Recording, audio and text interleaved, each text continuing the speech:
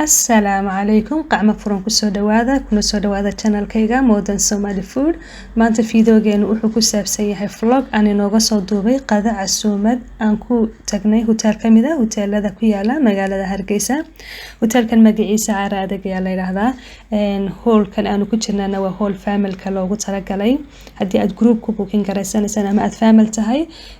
hallalkan waaweyn ayaad booking garaysanaysaa maanta markaa masha Allah family-ka oo dhan baan gathering ku sameynay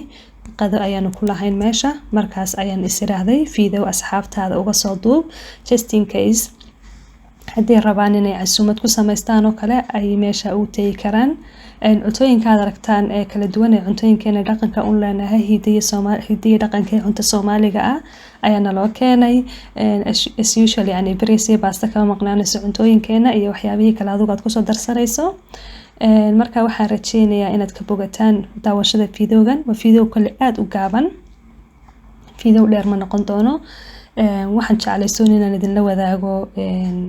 muuqaalka hotelka iyo sidoo eegyahay iyo cuntooyinka ay dadka u keenaan marka waxaan rajeynayaa inaad yani daawataan insha Allah fiidooyada kala badan oo ku saabsan vlogs ama dalxiis aan u baxay intii aan joogay magaalada Hargeysa insha Allah iyagana waan idin soo gelin doonaa marka waxaan idin leeyahay aad iyo aad u mahadsantiin sad mar walba dhiirigelisaan wassalaamu calaykum ma jiro hoos ruux u geeya amaba hore ku kaxeeya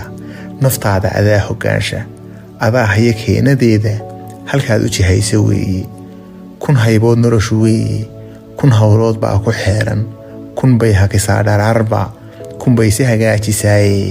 haddaad ku hungowdo kaalin hareer kale soo tijaabi